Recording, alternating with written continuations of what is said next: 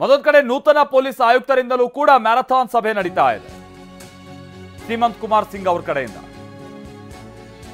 Police ಆಯುಕ್ತ Seemant Kumar Singh Bengaluru police commissionerate ಕಚೇರಿಯಲ್ಲಿ ಸಭೆ ನಡೆಸಿದ್ರು. ಡಿಸಿಪಿ, ಎಸಿಪಿ, ಪೊಲೀಸ್ ಇನ್ಸ್ಪೆಕ್ಟರ್ಗಳು ಇವರೆಲ್ಲ ಉಪಸ್ಥಿತಿ ಇತ್ತು. ಜೊತೆಗೆ ಟ್ರಾಫಿಕ್ ಹಾಗೆ ಕಾನೂನು ಸುವ್ಯವಸ್ಥೆ ಬಗ್ಗೆ ಸಮಾಲೋಚನೆ ಮಾಡಿದ್ದಾರೆ.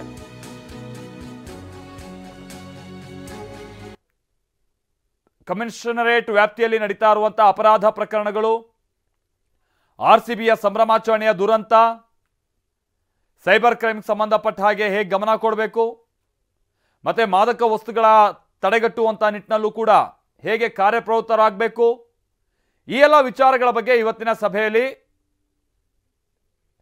ಆಯುಕ್ತರು ಹಿರಿಯ ಪೊಲೀಸ್ ಅಧಿಕಾರಿಗಳಿಗೆ ಸಲಹೆ ಸೂಚನೆಯನ್ನು ಕೊಟ್ಟಿದ್ದಾರೆ ಅನ್ನುವಂಥದ್ದು ಗೊತ್ತಾಗ್ತಾ ಇದೆ.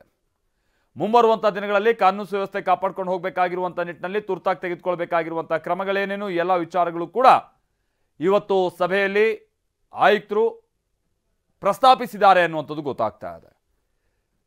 ಆಮೇಲೆ ಮೋರ್ ಇಂಪಾರ್ಟೆಂಟ್ಲಿ ಮೊನ್ನೆ ನಡೆದಂಥ ಕಾಲ್ತುಳಿತ ಪ್ರಕರಣ, ಅದಾದ ನಂತರದಲ್ಲಿ ನಾವು ಹೇಗೆ ಎಚ್ಚರಿಕೆಯನ್ನು ವಹಿಸಬೇಕಿದೆ, ಪೊಲೀಸರ ಮೇಲೂ ಕೂಡ ಜನರಿಗೆ ಸಿಟ್ಟಿದೆ. ಆಮೇಲೆ ಸುಮ್ಮನೆ ಇವ್ರನ್ನ ತಗ್ಲಾಕಿದ್ರು ಅನ್ನುವಂಥದ್ದು ಒಂದು ಆರೋಪ ಅದೇನೇ ಇದ್ರೂ ಕೂಡ